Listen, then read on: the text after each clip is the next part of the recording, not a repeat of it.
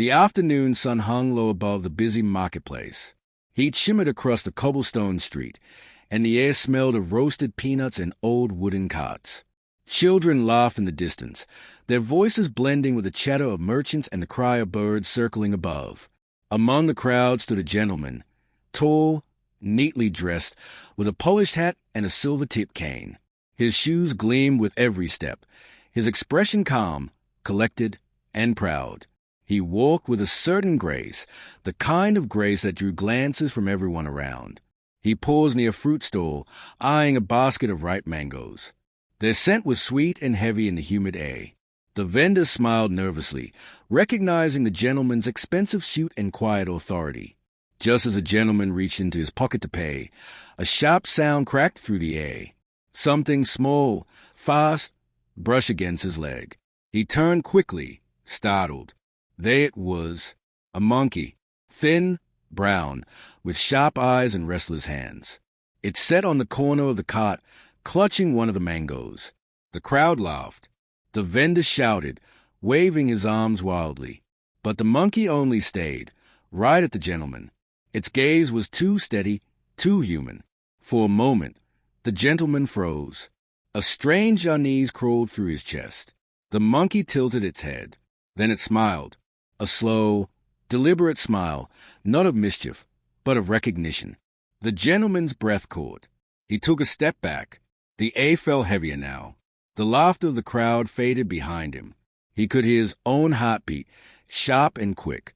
The monkey climbed down slowly, its tail swaying like a pendulum. It walked towards him, calm, certain, as if it had known him long ago. The gentleman's hand tightened around his cane. His eyes narrowed. Something in his memory stirred, something distant, forgotten, yet familiar. The monkey stopped just a few feet away. It raised its hand, the same way a man would offer greeting. The gentleman hesitated. The crowd went silent. Only the wind moved, carrying the scent of dust and ripe fruit. And then, the monkey's hand trembled slightly in the air, waiting. The gentleman stayed at it, unsure whether to be amused or unsettled. A strange sense of recognition deepened inside him, not of the monkey itself, but of something that hand reminded him of, the wrinkles on its palm, the faint scar across its wrist. It was impossible, absurd, yet undeniable. He had seen that scar before, years ago, on the wrist of a servant, a man who had worked for him, loyal and kind, a man who had vanished after a terrible argument. The marketplace seemed to shrink around him. The sound of chatter dimmed, and all that remained was the monkey, the air, and the unbearable silence between them. The monkey's eyes glistened, not with mischief, but with something deeper, a quiet pain, a knowing sadness. The gentleman's throat felt dry. He whispered under his breath, "It cannot be." The monkey tilted its head again, and then, with a sudden jolt, it leapt forward. The gentleman stumbled back, his cane slipping from his grasp. The monkey landed right before him, its face inches from his own. Its breath was warm. Its eyes, deep brown, reflected the gentleman's trembling image. Then it made a sound, not a screech, not a hiss, but a whispering murmur, almost like a word. The gentleman's heart stopped for a moment. He leaned closer. The monkey's lips moved again, and this time he heard it clearly. His name. The sound was faint, broken, but real. His name, spoken in a tone only one man had ever used. The gentleman's chest tightened. The market blurred around him, voices echoing like distant waves. He could not breathe. He could not look away. The monkey backed up slowly, its expression unreadable. It turned, gripping the edge of the fruit cart. The vendor, too stunned to move, watched as the creature climbed to the top again. The gentleman felt his knees weaken. The sound of his own pulse thundered in his ears. The world spun, a dizzy haze of sunlight, noise, and disbelief. He tried to speak, but no words came. Only silence, and the faint rustle of the monkey's tail brushing against the wooden cart. Then the monkey did something that made the crowd gasp. It reached into the folds of the gentleman's coat and pulled out a small silver locket. The gentleman's eyes widened in shock. The locket was his, but inside it was something no one else could have known. Inside the locket was a faded photograph, nearly torn in half. A younger version of the gentleman stood beside a smiling man, dressed in plain clothes, his arm resting proudly on the gentleman's shoulder. The same scar on that man's wrist glimmered faintly in the image. The gentleman's lips parted, but no sound escaped. His body froze. The noise of the marketplace vanished completely now, as if the world itself held its breath. The monkey's tiny fingers brushed across the picture, then pointed toward the man in the photograph. Its eyes flicked upward, locking onto the gentleman's again. There was no question in that gaze. Only recognition. Only accusation. The gentleman staggered backward, his polished shoes scraping against the stone. His heart pounded like a drum. Old memories surged, arguments, anger, betrayal. The words he once shouted echoed in his skull like thunder. He remembered the night his servant left, the storm, the rain, the promise of never returning. But this was not possible. The monkey dropped the locket at his feet.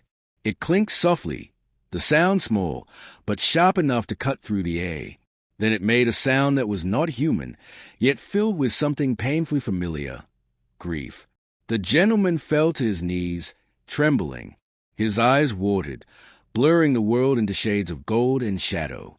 He wanted to reach out, to ask, to plead for understanding, but the words refused to form. The monkey stepped closer once more, slower this time.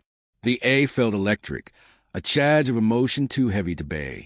The gentleman raised his hand, as if to touch the creature, but before his fingers could reach, the monkey jerked away suddenly, its eyes darting toward the forest edge beyond the market. It turned its head back for one last look, and in that fleeting moment, the gentleman saw something terrifyingly human in those eyes: regret and forgiveness. Then, without a sound, the monkey leapt from the cart and vanished into the trees. The leaves rustled briefly, then silence returned. The crowd slowly began to murmur, uncertain if they had truly witnessed what they thought they had. The vendor crossed himself, whispering under his breath. The gentleman remained still. His hand trembled as he picked up the locket. He opened it again, his eyes fixed on the photograph, now slightly smudged by the monkey's touch. He felt cold, not from the wind, but from the truth that had finally reached him, years too late. He whispered softly, voice cracking under the weight of his own guilt, "Forgive me, please." But only the wind answered him, carrying the faint echo of rustling leaves, and the distant sound of something, or someone, moving deep into the forest. The gentleman stayed kneeling for a long time. The noise of the market slowly returned. Footsteps, laughter, the creak of wooden wheels. Life moved on, as if nothing had happened. But he could not move. His eyes remained fixed on the edge of the forest, where the monkey had disappeared. For the first time in years, the weight of his past pressed upon him, not as pride, but as punishment. He slipped the locket into his pocket, holding it close to his heart. The silver felt colder than ever. When he finally rose, his polished shoes were covered in dust. His hat tilted slightly, his once perfect posture gone. He no longer looked like the man who had entered the market. He looked smaller, humbled. As he walked away, the sound of his cane against the stones echoed softly, each step heavier than the last. A few children whispered behind him, talking about the strange monkey that seemed to know the gentleman. But he did not turn back. At the edge of the road, he paused once more. He looked toward the forest, where the sunlight broke through the trees in thin golden lines. For a brief second, he thought he saw movement, a flicker of brown fur, a familiar silhouette, watching him quietly from the shadows. The gentleman closed his eyes, and for the first time in his life, he bowed his head. A soft breeze brushed against his face, warm, forgiving. And then, as the forest swallowed the last trace of sunlight, the gentleman whispered a final word into the silence. "Farewell." The sound faded, carried away by the wind, and somewhere deep within the trees, a faint, distant cry echoed, neither fully human nor entirely animal, but peaceful,